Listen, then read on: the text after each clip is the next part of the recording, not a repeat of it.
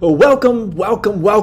We're live on the Harrison Wilder channel, where my one goal is to encourage you as you move forward in your purpose. If you're a person of vision, someone who wants to make a positive impact in the world, then you're in the right place. Just put your shoulders back, give yourself a little tap and say, I'm a high impact person. In this show, I do things just a little bit different. Even though I can't see you or hear you, I'm still going to ask you to participate by saying things aloud and typing them in the comments. Why?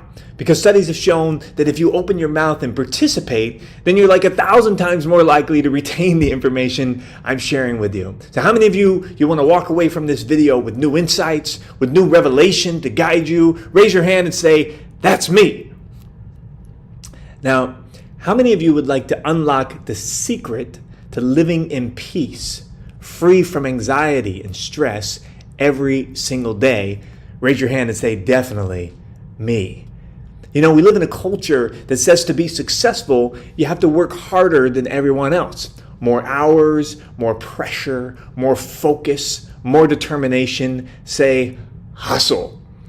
And not just physical work, but mental work. We live in a world that expects you to worry. You know that. When's the last time you decided not to worry about something? Maybe a work situation that was out of your control, or a financial situation in your family that you didn't have the answer for. The minute you stop worrying, everyone shows up to remind you that you have a problem. Aren't you worried? Are you taking this seriously? Right? To be stressed, to be anxious, to be worried in our culture, it's the responsible thing to do. If you're not stressed, you're being irresponsible. But how many of you out there are tired of living that way? How many think that there has to be a better way to live? Well, let some hope fill you for a second and sit up wherever you're watching and say, yeah. Say, I don't want to live stressed. I don't want to worry all the time. Well, I'm going to show you some secrets to getting rid of that stuff. If we haven't met before, I'm Harrison Wilder, and today I'm giving you 5 ways the hustle mindset may be hurting you more than you know. Look, I'm not against work. The Bible says 6 days you shall do work, right? The Bible says also in Ephesians 2 verse 10 that you have been created in Christ Jesus to do good works. But can we live in peace? Can we do good works and get a good night's rest? Or are we meant to be tired, stressed, and anxious? Somebody say, not me. I'm a person of peace. The truth is that God has given us the gift of peace and rest for our souls in the middle of any situation. Philippians 4 describes it as a peace that passes all understanding, that will guard your heart and your mind. Who wants the secrets to living this way? Right? So type it in the comments. Say yes, yes, yes. Okay, here we go. The first way the hustle mindset is hurting you is it's robbing you of rest. Somebody say, I'm being robbed? I don't know Gary Vee that well, but from what I can tell, he seems like a smart guy, and anyone who has served people and built a great company deserves honor. So nothing but mad respect for Gary Vee. And the hustle mindset isn't all evil.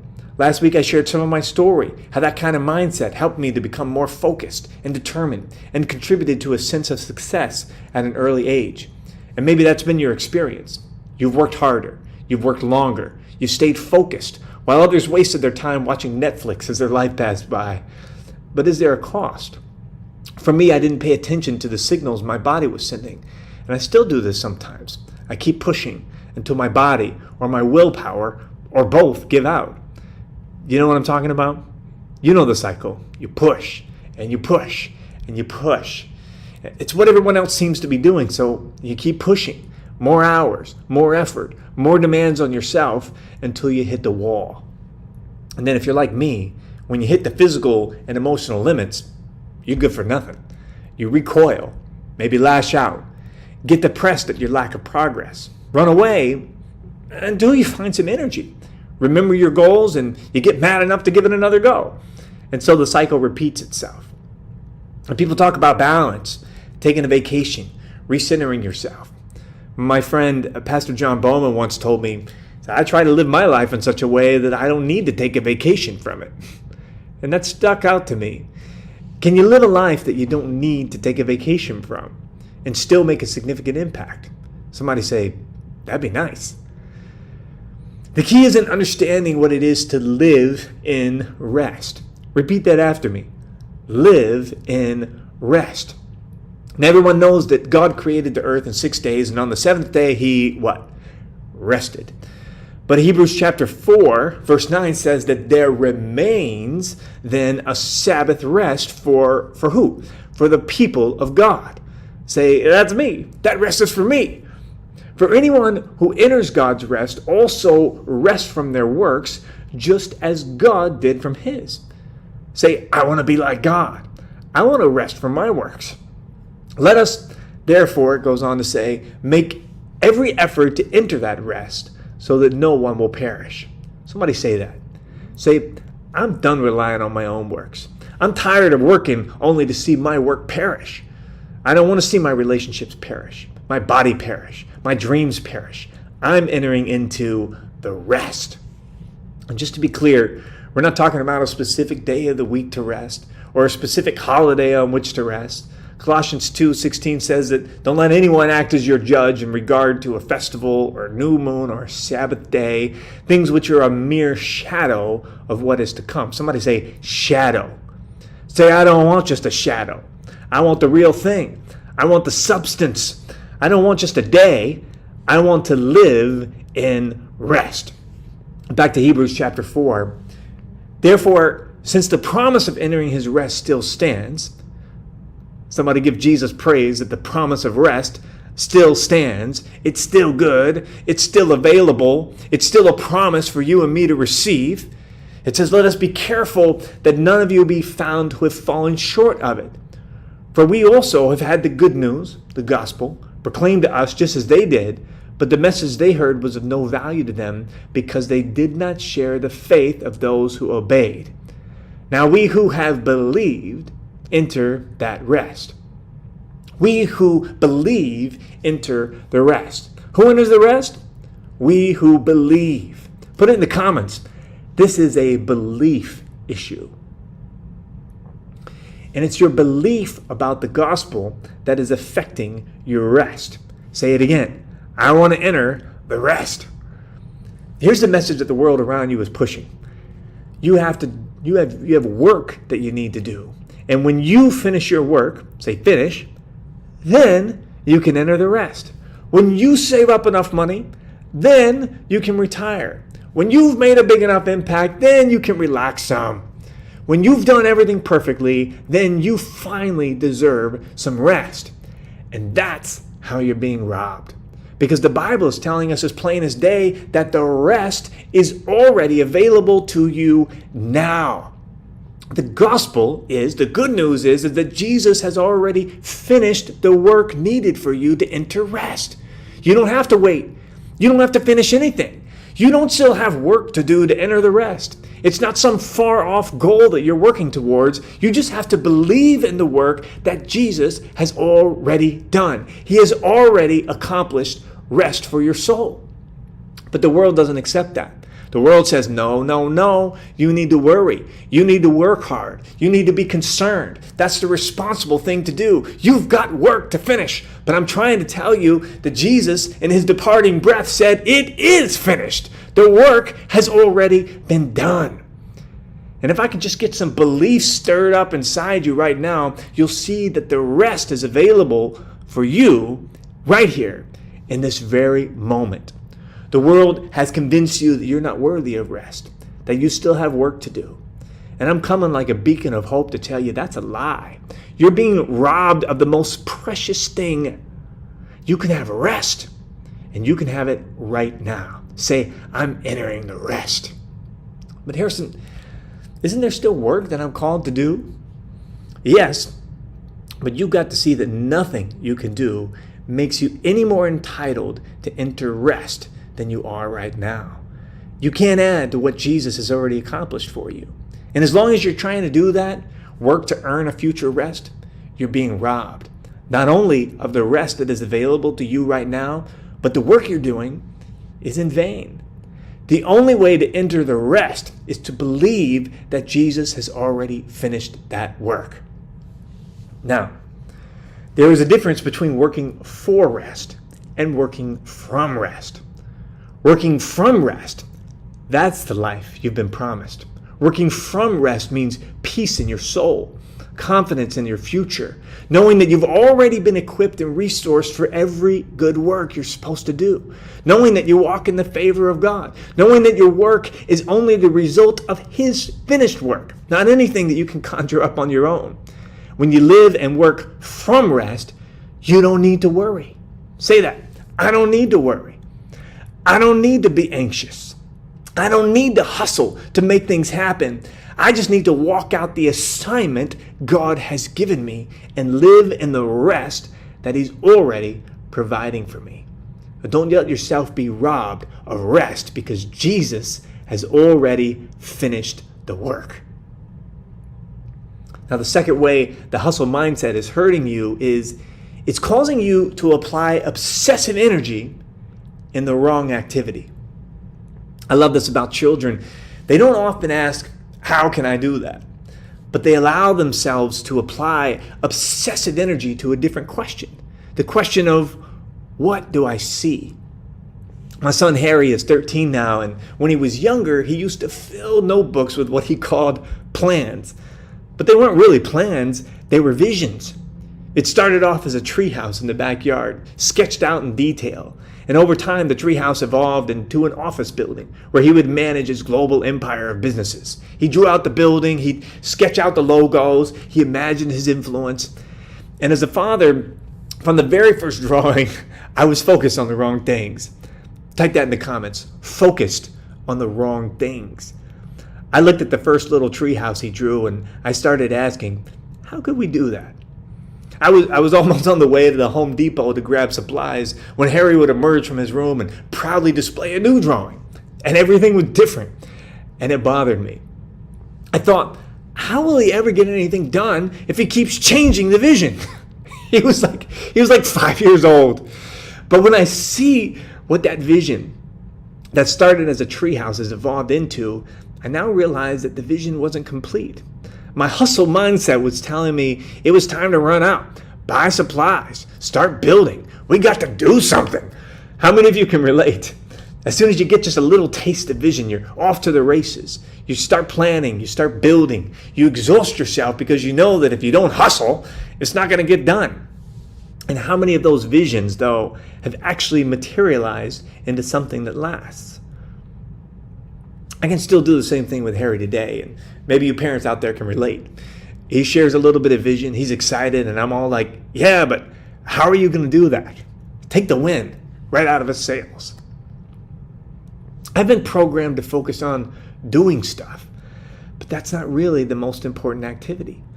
Stephen Covey, in his book, The 7 Habits of Highly Effective People, shares of a team of people in a forest moving their way toward the destination.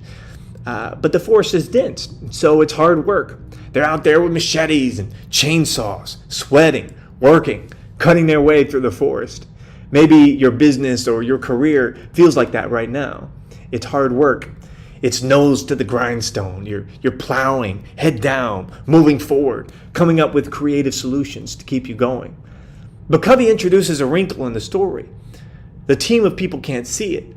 You know the age-old saying, you can't see the forest for the trees. Well, the team was headed in the wrong direction. All their labor, all their hard work was moving them further and further away from where they want to go. Alternatively, you can imagine if the leader of the team were to climb a tree. She wouldn't be on the ground to direct the work. Work might even stop. Progress might appear to be at a standstill. But she could get above the tree line and see where they wanted to go, and then direct the team on the right course. Let me ask you, which activity are you focused on right now? Which one gets your obsessive energy? Cutting a path through the forest? Or climbing up above the tree line to get a clearer view of the destination? Say, I need to get a clearer view. Some great influencers take time every day and they restate their main goals every single morning. They focus their mind on the question, what do I see? What do I really want? And as they mature, like my son Harry, the answer to those questions may change over time. The vision will get more clear. Experience and wisdom will adjust the vision into alignment with God's true purpose for their life. You know, things could have turned out different with Harry. I could have gone full hustle mode on him. I could have said, stop dreaming. I could have said, why don't you finish building the treehouse before you start drawing the next thing? And I wonder if you do the same thing to yourself. You won't even let yourself stop the dream. You won't even ask the question, what do I really want now? You think you've got to finish what you started. But what you started isn't even moving you where you want to go. I discovered this. When you apply your obsessive energy to seeing, only then does the work you do become meaningful, fruitful, and long-lasting. But when your obsessive focus is on the hustle, on the how to get it done, then your work is hard, pointless, produces little, and doesn't remain.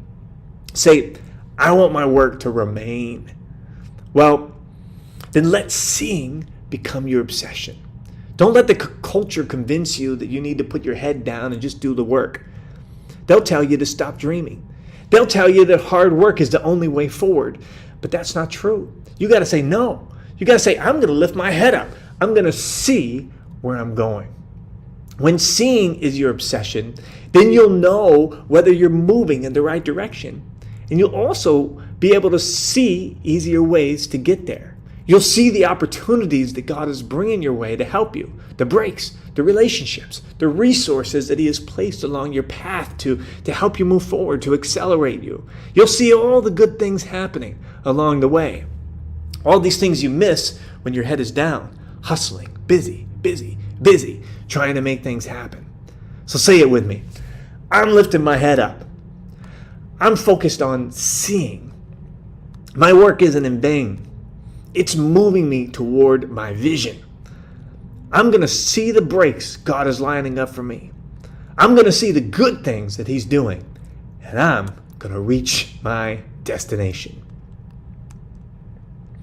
Well, the third way the hustle mindset is hurting you is it's allowing opportunity to destroy you. Say, what? How can opportunity destroy me? Well, I read a story in the book of Acts when the Apostle Paul was on his way to Rome, and it describes the journey he took by ship. And I was surprised by how much waiting happened. They'd sit in a port, sometimes for days or weeks, waiting. And I'm thinking, well, my life feels like that sometimes. You know how when you have a clear sense of where you want to go, but it just doesn't seem like anything is moving forward. So if you're like me, you try to work things up. You think, maybe I'm not motivated enough. You start doing things, trying things, looking for opportunities. You pull some all-nighters, researching, making plans, trying to make things happen. But Paul and his group were just waiting. Paul, the captain, and the crew, they all knew that they were destined for Rome. But that clear vision didn't seem to create any angst. They didn't seem to be in a hurry. And then, after the wait, eventually a favorable wind would come, and they would set sail for the next port in their journey. They seemed to just wait patiently for the favorable winds. Now I can imagine that not every wind that came by was favorable. There had to have been plenty of winds that weren't clearly intended to move them toward their next port. In fact, I wonder how many ships they watched set sail. Crews of people moving on toward their destination, while Paul and his group just sat and watched, waiting. I don't know that what they did while they waited. Maybe they dreamed of Rome, thinking of what it would be like, preparing for that future season. Maybe they learned about the Roman culture. They studied Latin. I'm sure Paul shared about Jesus with all the people wherever he was. Or maybe they just enjoyed the experience of being present in whatever Mediterranean paradise they found themselves. Like, can you imagine if they got fed up with waiting? Well, as it turns out, one time on this journey to Rome, they did. It was a decent enough wind that blew in, but it was too late in the season. It wasn't right. It wasn't a wind that was sent for them, and the captain knew it. Paul knew it. Paul even tried to talk them out of leaving, but the crew was anxious. They didn't want to wait around for a whole nother season to pass before making progress, so they set sail. They felt like they had to move somewhere. You see, the hustle mindset convinces you that all moving is progress and that all waiting is wasted time. I wish somebody out there is picking up what I'm putting down. How many of you have bought into the lie that you need to move, that you need to do something? You need to see progress. Maybe you've even told God, if I don't see a favorable wind today, then I'm setting sail anyway. I'm taking things into my own hands. I'm going to make something happen. Well, the captain tried to make something happen. He thought he was going to make an opportunity, but that wind wasn't for them. It blew them right into a storm, and the storm blew them right into an island full of rocks. They lost their ship, they lost all their cargo, and it set them back at least 3 months from Rome. So look, I know there are people out there who just sit in fear and never take any favorable wind that God sends them. I know there are people out there who need a kick in the pants just to get moving and do something with their lives. But I'm not talking to those people right now. I'm talking to people like you, movers and shakers, people of destiny and purpose. And I want you to see that not every wind is a favorable wind, and not every opportunity is meant for you. In fact, like Paul and his crew, chasing some winds will destroy you. Taylor Welch is a wealth coach who has started many successful businesses, and he's the first to tell you, businesses are not destroyed by a lack of opportunity. They are destroyed by too much opportunity. The hustle mindset tells you that you got to explore it all and try to make it all work. It doesn't allow you a moment's rest or reflection to ask, is this really a favorable wind for me and my business? If all movement is progress, then the only thing that matters is to keep moving. And then we wonder why we're tired. We wonder why we're not enjoying life, not enjoying the relationships and experiences around us. You might ask yourself, though, what it really is hurting. I mean, does it really hurt? If I take every wind that blows my way, won't I get there quicker than the guy who sits and waits? Well, in my experience, no. You don't get there quicker. You don't get to enjoy life along the way. And you may very well lose your ship and all your cargo in the progress. But that mindset is allowing opportunity to destroy you. Now, we live in a world of abundance. Say abundance. Opportunities come to us all. There is so much opportunity out there. But to know which winds to harness and ride, and which ones to let pass you by. Say, I'm okay with the wait. In fact, say, I'm going to enjoy the wait. I'm going to take in every experience. I'm going to cherish the people around me while I wait. And I'm going to be ready for the favorable wind that God is sending my way. All right. The fourth way the hustle mindset is hurting you. You never get to feel like you finished things. Have you ever noticed that there is something satisfying about manual labor? When I was a teenager, one of my chores was to mow the lawn. We had a 2-acre lot, so there was a lot of lawn to mow. And even with a riding lawnmower, the work was hard. It was hot in the South Carolina heat, and I'd sweat right through whatever I was wearing. How many of you know what I'm talking about? Hot and humid, right? And I had to focus to get the lines right, and not to miss any patch of grass. Oh, and if I didn't pay attention, I'd get knocked in the head by tree limbs or caught up in thorns along the fence. But I remember so many days after the entire lawn was mowed, at the end of the day, I'd turn off the blades on the mower, lift them up to get them out of the way, and just cruise on the tractor. I'd let the evening breeze blow on my face. I'd drive by every section of the yard and just look at my work. Still sweaty, still dirty, tired, but I'd take a lap and look at it, and I'd think, it's good. I did a good job. Who knows what I'm talking about? Say, yeah, I did a good job. And I got to be honest, some days I miss that feeling. I don't know about you, but it's hard to recreate that sensation out here in the non-manual labor world I live in. Sometimes it can seem like the work is never done, like nothing is ever finished. Maybe you, like me, can feel that way. Maybe you've just accepted that that's the way it is. Nothing is ever really finished. There are always more tasks, more to do. And I didn't realize it, but that feeling like nothing is ever finished, it actually keeps me from being able to rest and enjoy my work. Put it in the comments. I need to enjoy my work. Someone pointed out this to me in the book of Genesis. We all know that God created the earth in 6 days, and on the seventh day he rested. But there's something subtle that we miss about God's decision to rest. He rested because he was finished. He looked at everything he created and he said, "It's good. I did a good job." And he rested, enjoying the fruit of his labor. It got me thinking, we have the wrong perspective about what it means to truly rest. We've adopted this kind of legalistic view of, I need to take a full day off and not do anything so that I don't burn out or get exhausted or lose perspective. But God wasn't tired. God wasn't worried about burning out. He rested because he was finished. And here's the real kicker. If we don't ever feel like we finish anything, we can't truly rest. Back when I had a job, a real job, before task management tools were as good as they are now, I used to keep a to-do list on a notepad. I guess I have a strong sense of responsibility, so I never wanted to miss a task. Everything anyone asked me to do, everything I could think of for myself to do even, it all went on the list. Anyone else have a to-do list? You know, I could show it off to all my coworkers. I could, look at all these things I have to do, right? I had to go through the list every few days because I'd make notes on it and cross some things off of it, and it'd get really messy. So I'd physically rewrite the list and produce a new, clean list of tasks. But of course, I was always adding new tasks, so the list never really got done. It was just always evolving and growing.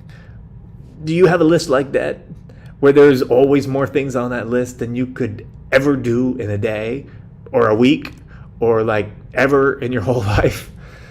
And how does that leave you feeling every day? Like you're always behind? Like you can't stop? And even if you do force yourself to take a day off, that list, it's looming over you. It's like a constant reminder of your lack of capacity to get it all done. Well, that task management system carried over into my life when we started our own business, and I wrote down every task I could think of. The hustle mindset told me I had to keep track and do it all. Until one morning in prayer, I felt the Lord told me, throw that thing into the trash. Now, I looked around for what the Lord could be talking about. Certainly, he wasn't referring to my task list. Certainly, he knew that if I threw my task list in the trash, that I was going to forget about something, that something bad was going to happen.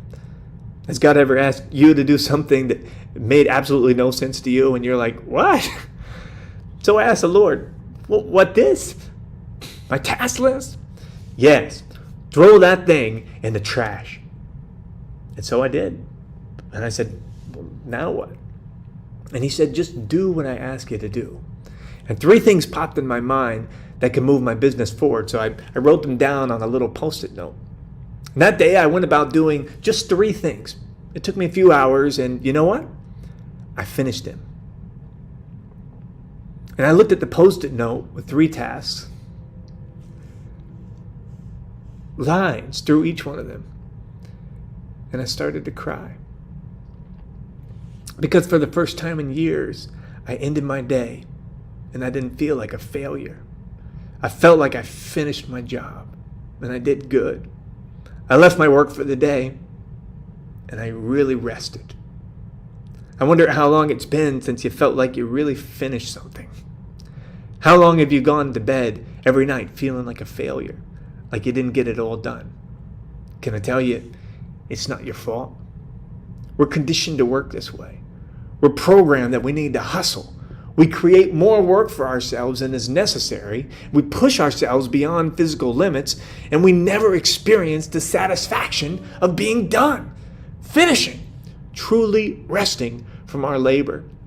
And Solomon, the wisest person who ever lived, tells us in Ecclesiastes that finding satisfaction in the work we do is one of the few real purposes of life. Say, I want to find satisfaction in my work. Is it any wonder that the enemy would target this area of your life to get you feeling so overwhelmed, so bombarded with tasks that you'd never get to feel like you finished anything and never get to truly rest? Can I encourage you? There is work that God has prepared for you.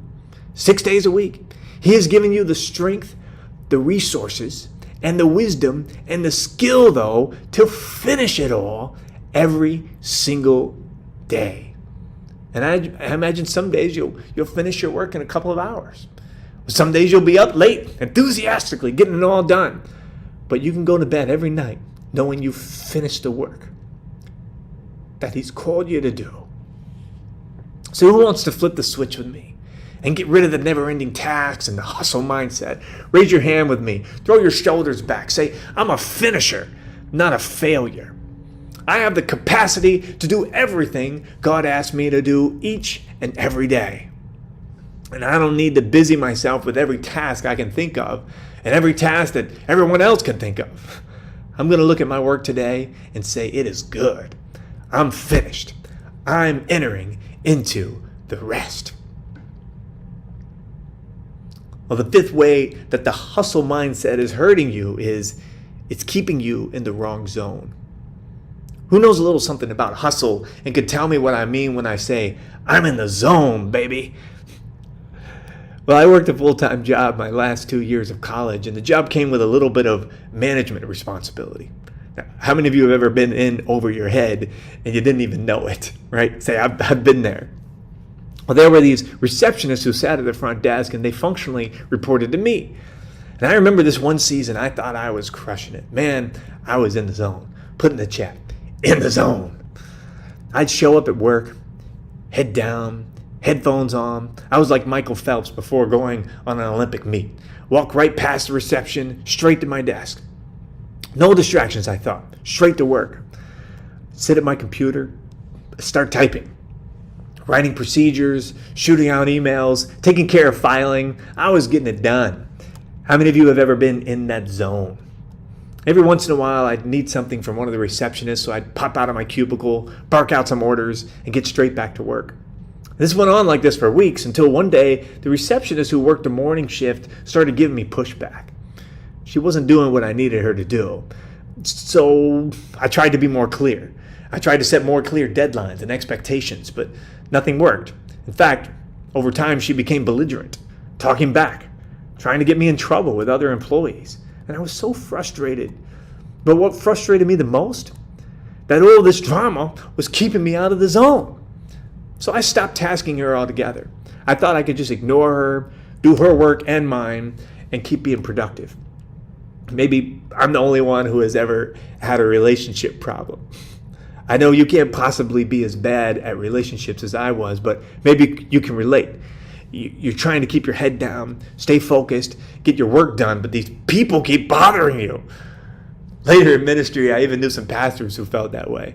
One said, rather cheekily, ministry would be great if it wasn't for all the people. Anyway, to my shame, it was the morning receptionist who initiated this. But I walked in one day and she asked me for a meeting later that day. And can I tell you, I dreaded that meeting the whole morning. I didn't want to go. I thought, what a waste of time. I got work to do. I don't have time for this drama. And she sat me down and she said, Harrison, every morning you walk through those doors and you don't say one word to me. Not even a hello or good morning. And then whenever you need something, you show up and give me orders and then disappear. I've never been treated so poorly in all my life. If you care to notice, I've been going through a difficult time, but you don't even care. And then to top it off, you're supposed to be some super Christian, but I don't think you've ever even demonstrated any kind of love to me. And those words hit me. Have you ever had a conversation that you knew was about to change your life? When somebody else takes the time to honestly tell you how you made them feel, and you know they're right, and you've got some soul searching to do. Well, she quit that day, but not before making an impact on me. And I learned a valuable lesson. I was in the wrong zone, head down, focused on my task, getting it done. Say, that's the hustle way, right? But when you're in that zone, you're shutting out your biggest source of leverage. The one thing that could actually move the needle the fastest for you toward your dreams. And you know what it is. Other people. Yeah, put that in the chat. Other people. You already know this. But there is no amount of work that you can do that could even come close to what one conversation with the right person can do to move you forward toward your dream. But the hustle mindset isn't looking for those relational opportunities. It keeps you in the wrong zone. Now, I honestly can't remember who wrote it. It might have been Stephen Covey or even Andy Stanley, but one of them said, you can manage tasks, but you can't manage people. His point was that opportunities to strengthen a relationship, they come when they come. You can't force it into a system. You can't manage it. You can try all you want to schedule regular meetings, but you have to see the relational opportunity in the moment. You have to be in the relationship zone, sensitive, present, aware. When I was an executive pastor, I still struggled with this, but I was more aware of staying in the relationship zone. If I walked by someone's office and they were having a bad day, I'd be tempted not to get involved. I always had a lot of work to do that I could get to, but I had learned that this is the moment. This is the opportunity right now to show love and strengthen this relationship. A 5-minute conversation right then could do more than an hour-long conversation at our next direct report. Somebody say, get in the relationship zone. Some of you who are in sales, you know this. If you get out of the relationship zone, then everyone just becomes a number. You got to hit your quota of phone calls, and that's supposed to result in a certain number of sales, but you know that's not true. If you get out of the relationship zone and you stop caring about the people you're talking to, your closing rate tanks, and you're just spinning your wheels. How many relationship opportunities have you missed because you were in the wrong zone? How many breaks? How many divine appointments? How many incredible relationships that could add value to your life have you passed over because your head is down and you're getting it done in the wrong zone? No. The real leverage and the real joy in life is in the relationship zone. Head up, looking for those opportunities to love and be loved, to add value to someone else, and to receive value. Every successful person out there they'll tell you, they'll point back to the people who opened doors for them, the relationships that move them forward. So manage the tasks. Force the tasks into the tight time windows. They can be managed. Tasks can be managed. But let yourself live in the relationship zone. Respond to the opportunities, the relational opportunities that are in front of you. And if you do this, you're going to see favor. You're going to see open doors of opportunity and quality relationships that are going to add so much value to your life. Say it with me. Say, I'm getting in the relationship zone. Well, listen, if you've enjoyed what you're hearing today, make sure to click the subscribe button and turn on the bell so you get notified next Sunday at 8 p.m. Eastern Time when I'll be right back here live on the Harrison Wilder channel.